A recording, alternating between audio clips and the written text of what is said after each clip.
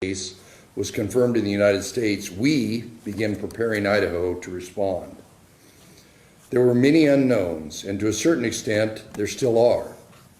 When community spread was confirmed in multiple parts of Idaho in March, where people are contracting coronavirus, and we didn't know the source of the transmission in their community, we relied on science and put measures in place to abruptly show the spread of this unwelcome disease across our state. The no action alternative would have been catastrophic. Our collective efforts worked and continue to work. Idahoans have done a tremendous job protecting themselves and their neighbors. By the end of April, we saw a consistent leveling off of new cases.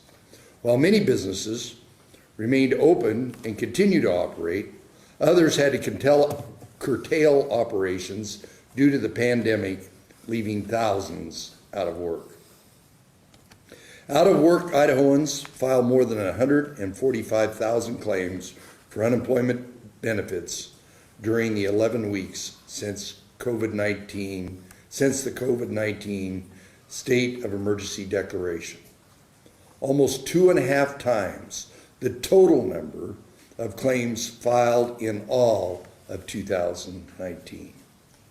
My heart goes out to all those who lost jobs or income during this global pandemic. Despite the hardship, we are better off in Idaho than elsewhere.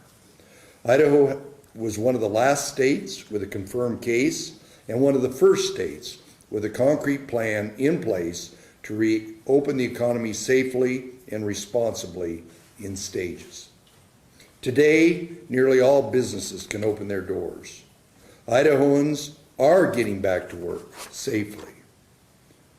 However, more than 60% of Americans who are out of work because of the pandemic earn more with enhanced unemployment benefits than they do from their normal wages. This is not a bad thing, but it may create some hesitancy to go back to work. Now is the time for us to provide Idahoans with a financial incentive to return to work and ensure our economic rebound is swift and robust. To accomplish that, we are providing $100 million for Idahoans as return to work bonuses. We are working with the Idaho Workforce Development Council on a plan to make federal relief dollars available to Idaho workers eligible for unemployment benefits since March as a return to work bonus. The one-time return to work bonuses will be provided to the worker upon return to the workplace. Under our plans, $1,500 cash bonuses will go to those working full-time, and part-time workers will receive a $750 cash bonus after return to work. Information on eligibility and how to apply will be finalized by the Workforce Development Council and Coronavirus Financial Advisory Committee, and we will be available at rebound.idaho.gov by June 15th. I want to thank Idahoans for their determination during this difficult and uncertain time. I'm confident Idaho will rebound more quickly than many other states. We have been through challenges before, and we have come out stronger. With that, I'm glad to take your questions on this issue. Governor, Listen. Is there going to be any priority given to those who had to wait a long time or still haven't received their unemployment benefits? Well, they'll get both, and of course, even as delayed as some of those payments are, they will receive this bonus plus their accrued amount, depending upon whether it's traditional UI or the PUA. So they'll get both. But there's going to be no deference given to them? No, this is a first-come, first-served program, basically to have an incentive for both the employers and employees to put people back to work.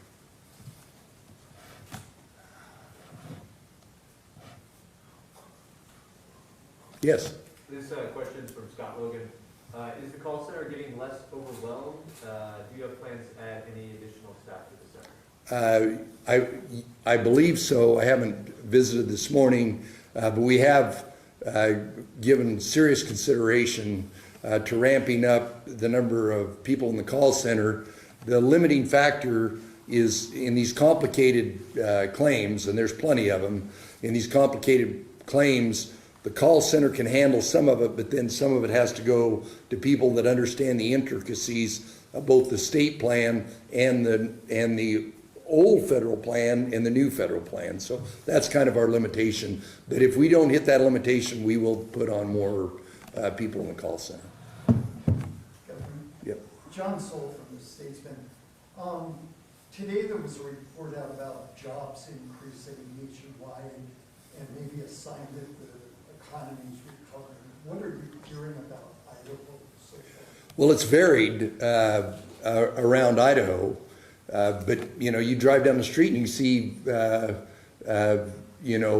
we need help. It's help wanted signs. So it's varied. Obviously, the construction, particularly the residential construction business, all over the state is going well, as has been the case from the get-go on this. Anybody related to the hospitality industry in any way, shape, or form, travel, hotels, restaurants, bars, any of those are where there's issues. Even as fully opened as we are, there's some hesitancy of people to go back to work. So it's varied. Manufacturing jobs are coming back. Things look good from that aspect, but until people have more confidence, the hospitality industry is going to continue to be challenged. Over the last few weeks, we've got questions about the physical Department of Labor offices that are in some Idaho communities. Is there a plan about getting those opened up to kind of help some of these people that are trying to get in and figure out issues? Well, we went, and matter of fact, Idaho, I think we're second or third in the nation with the percent of our claims that are handled online, and basically all those offices are the ones that we had previously are a place where you go down and get online. So there aren't the resources and the skill set there, particularly these complicated cases, which is what we're starting to get to. We're starting to get the more generic cases out of the way, but the real backlog is in these more complicated cases where we have to do verification, in some instances back 3, 4, and 5 employers to do the verification by law. Yes, Keith. So here's some quick math. There's about 100,000 Idahoans unemployed, $1,500 a piece, that's up to 150 million. That's more than 100 million you put here. Alex is there, he's probably crunched the numbers. You do good math, Keith. Do you think this money's going to be enough, or what do you Well, we anticipate it won't be enough, but we're putting this out as bait to get the economy going. If we said it's going to be available all the time, our incentive, and I can let Alex talk about it, our incentive is we want people, if they come to a fork in the road and it's, shall I start next week or shall I start in 2 months? If this runs out, as actually we hope it does, we hope everybody goes back to work, we want that incentive there, and the longer we put it, the slower people will go back to work. Alex, do you want to address one of that? Thank you, Keith. So to your question, how many Idahoans would be served? It's going to depend on how many come back full-time versus part-time, since there's tiered grants. We anticipate that this would serve around 70,000 Idahoans. And certainly one of the things we're looking at is how much will be left over unused from the small business grants. And depending on how much is unused from those, we might be able to supplement this program to a larger extent to cover all Idahoans who might be eligible.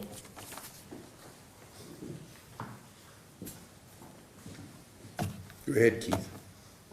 Washington has had a problem with criminals taking unemployment checks and that sort of thing. How about Idaho? Does Idaho pay out any money to criminals, or are there attempts? Well, Keith's question is a widely reported story about some of the claims in the state of Washington basically having a cyber attack. I think the money was routed through Africa, where a lot of cyber attacks take place. that has been part of our issue, is that if you look at Idaho, our fraud prevention laws, not only the federal laws, but the state laws are very high about what we have to do. And so that has been part of the issue with our system being slow, is all that confirmation we have to do to prevent fraud.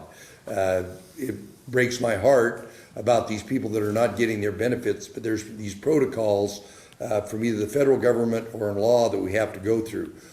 I'm sure that clever people are probably going to get into the system, and some of it is not necessarily all nefarious. Some of it is claims were filled out wrong, and that's what we're trying to get through. But to my knowledge, on a magnitude basis, we don't have a lot of cases that have been flagged as being from fraudulent people.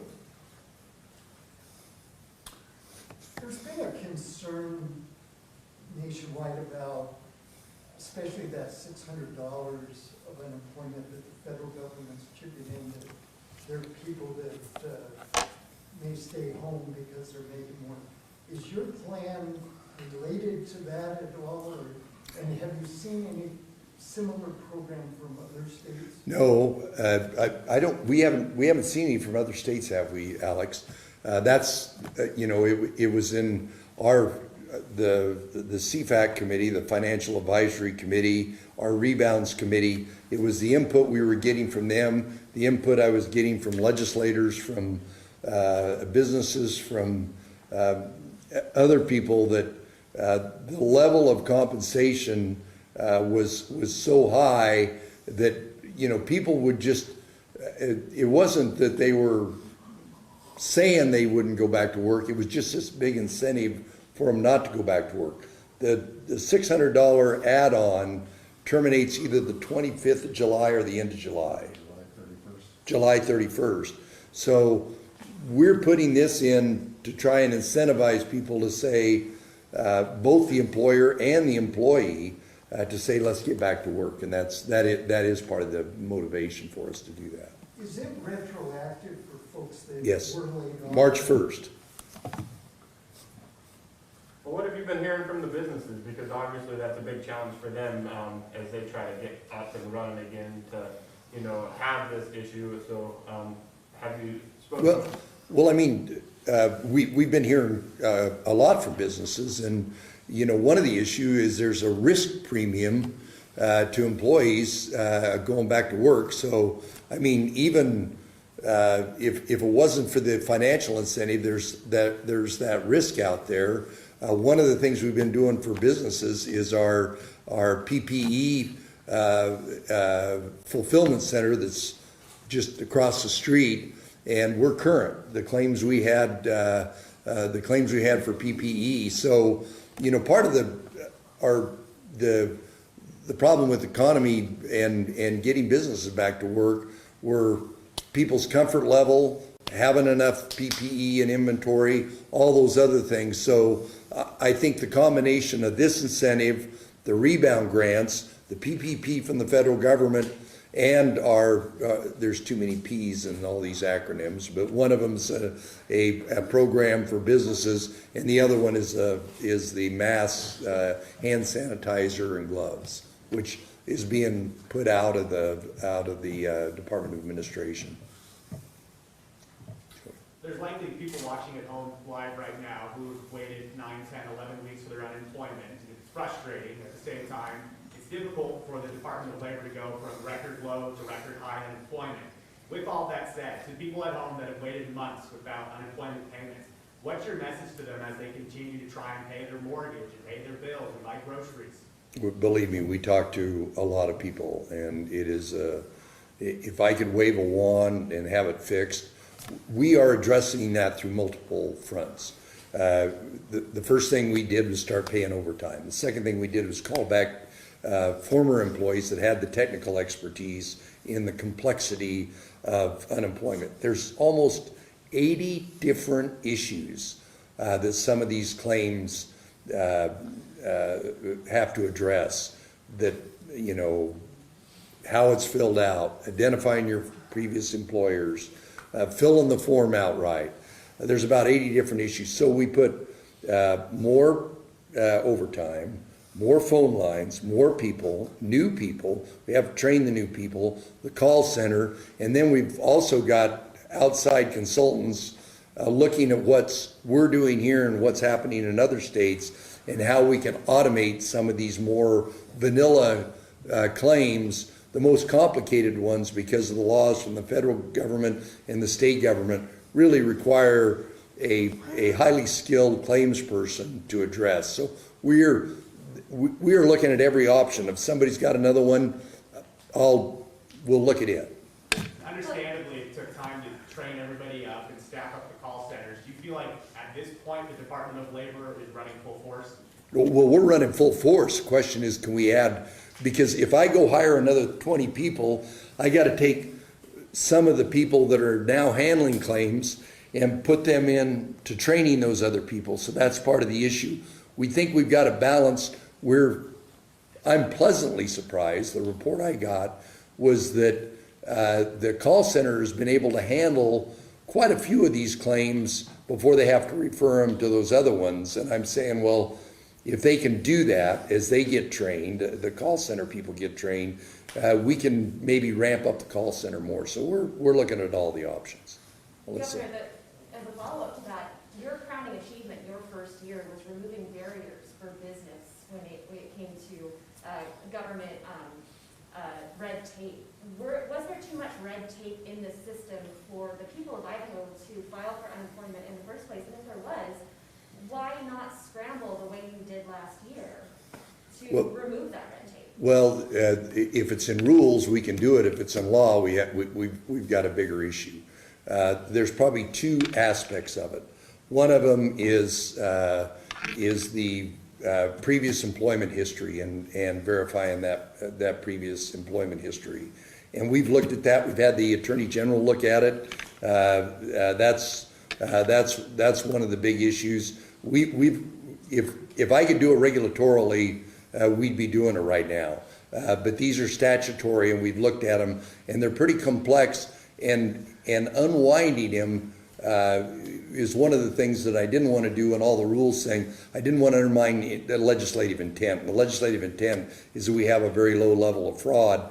I got a quote in one of my notes from one of the other states, but it's a good one. If I can remember it, I will try. But the issue is, for years we've built a system to slow and create incentives for people to not file for unemployment to work. Now we've flipped the switch, and now we're trying to get this money out, and we've got that old system that's kind of slowing us down. And this is from a quote I got from somebody, maybe it was one of the governor's communications, and that's the problem with all the states. Some of the states have implemented some technology that we don't have here in Idaho, that by default, when you're filling out the form, you're answering some of the questions. As I said earlier, we're one of the top states in filing, but we get them filed, and then all of a sudden these 80 issues pop up, and we don't have a good automated system to address those 80 complaints, and that's what's slowing down the system. What are you hearing about bars opening? About which, John? About bars. Michael Deeds had a story today. It was a good one. Saying when the downtown bars closed up early Saturday because things seemed to be going pretty good inside, but people waiting were just bunched up and they didn't feel like they should allow that. I think that's part of the wisdom of the recommendation from CDC about staged opening. We wanted to maintain, I don't know why I didn't bring my prop, Emily, but that healthcare capacity, we wanted to maintain that healthcare capacity, and we opened everything up at once. We were worried about it. But that story was a good one because it talked about the fact that there's some peer pressure between bars and customers to do the right thing. That's going to continue as we go on. And particularly we have better testing and better tracing to where if some event happens and we have more cases, the public, the businesses, the employees will all know about it. And so the point was, they had them scattered out in the bar, but the waiting room to get in was a place where there was,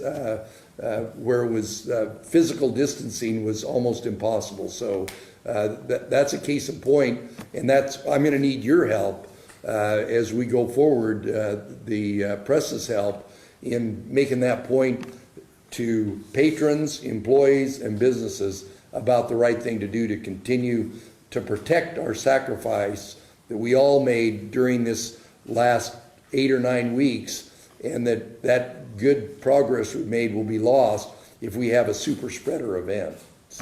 How about, yesterday, I was out on the Greenbelt, and Quinn's Pond looked like any day last year. People very close together. John, some of the empirical evidence of Memorial Day weekend is that there were a lot of horror stories about Memorial Day weekend. But the fact that almost all these closer activities were outside and we haven't seen a spike in number goes back to what Dr. Hahn and Dr. Bridges told my coronavirus working group early, is that there's every indication that this coronavirus is very susceptible to UV light. And so outside, I was always puzzled by these states that had sunbathing banned where people were out by themselves in the sun, and why that was such a problem. I mean, unless you're right next to somebody, that perhaps may be one of the safest places you could be. And we're seeing that empirical evidence as we see places where there's high densities of people and there's no spread. It's because they're outside, there's good ventilation and that UV light. And I think we're going to see that on playgrounds. The issue in playgrounds is going to be less if it's in the sunshine, but you want to worry about the bathrooms and some of those other areas, because there's very good evidence. We were one of the first states to go out and get UV light we use in the food processing industry and modify it for air circulation, particularly in long-term care facilities.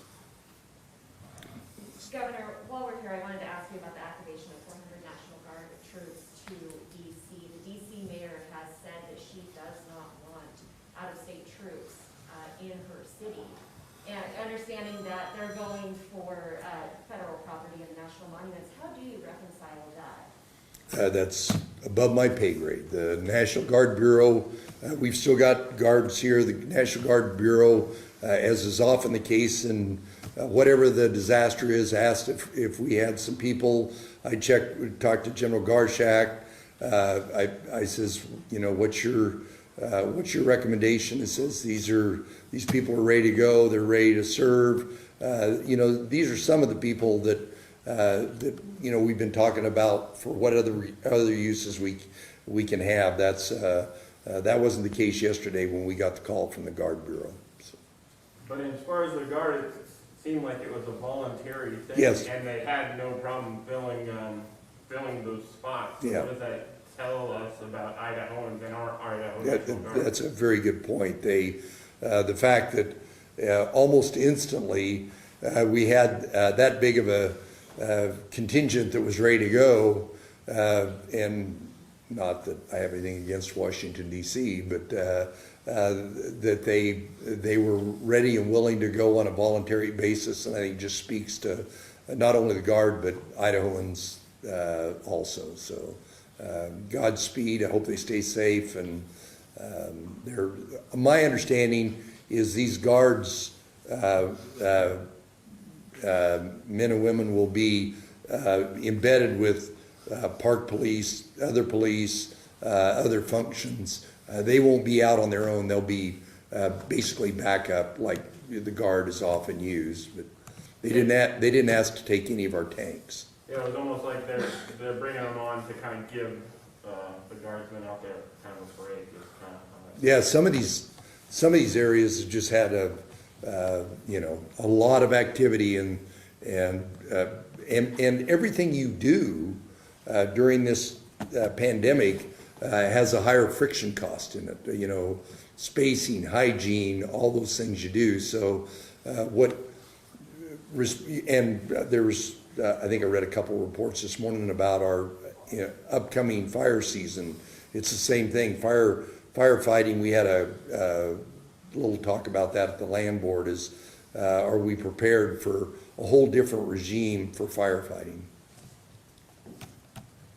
While we're on the topic, I was wondering if you had a comment on the protests that have been happening not only across the nation but here in Idaho. Especially considering that Idaho consistently has been in the top 10 states with officer-involved shootings. Well, I mean, I think the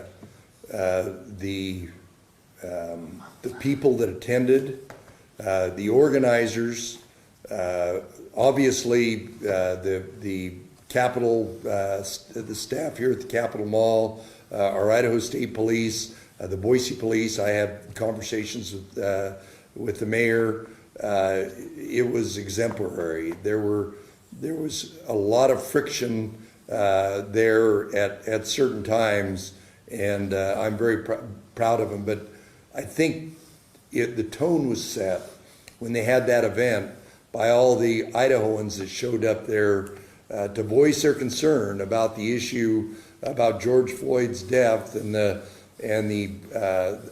part of it, and that set the tone for a much more rational discussion about the entire issue of discrimination, of police issues. I would add, you said about the number of shootings in Idaho, the training that our public safety officers go through today compared to the training that was a generation ago is paying off in spades now, because they are really able to handle a critical situation with great finesse and grace. What would you say to the armed militia type people who showed up to counter-protest? Well, I mean, the net of the activity from both sides was the fact that people have a right of redress, they have the right of free speech, they have all those rights to travel, and I think the net of it is, I know people did the right thing in Idaho. So, one more question. Just to understand, when the National Guard comes down with their directive like that, do you have any options or authority, or do you need to check and that's something? No, it was my call. Some states, I think we were the 12th state. Some states didn't send, but some states had, had their guard deployed in a lot of other areas. Our guard was supposed to be in Europe right now, so they were queued up to go to Europe, so they were around and available. So it's the governors, when the Guard Bureau calls up or another state calls up, the governors are ultimately the people who make the decisions. So why did you decide to send our guard? Because I was asked by the National Guard Bureau, and the senior staff at the Guard said it was a good thing to do. So, one more question. On the coronavirus numbers, it seems in the last week we've had some higher number of days than we've been seeing in the past as we head towards phase 4. Is there any concerns about hitting the benchmarks? Well, always. I mean, we put those benchmarks in for a reason. The most critical of all the different benchmarks is our ICU hospital bed capacity, and it is still good. But if you have those other numbers that are in the criteria, you run out of PPE, you have a big spike in numbers.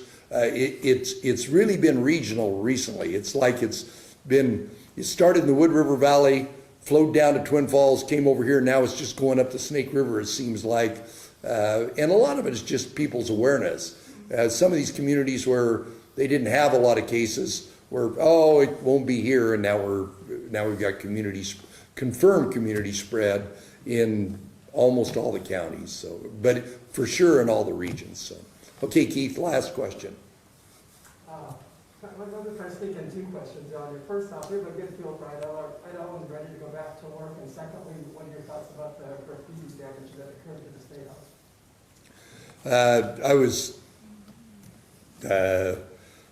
I think people are ready to go back to work, but as I've said all along, there's not a safety, healthcare silo, and an economic silo. The confidence of employees, customers, consumers, and even people that are getting ready to deploy capital needs to be, people need to know they're safe. If we continue to manage this, and we are not gonna, this is not gonna be eliminated until there's either a great treatment or most likely a vaccine.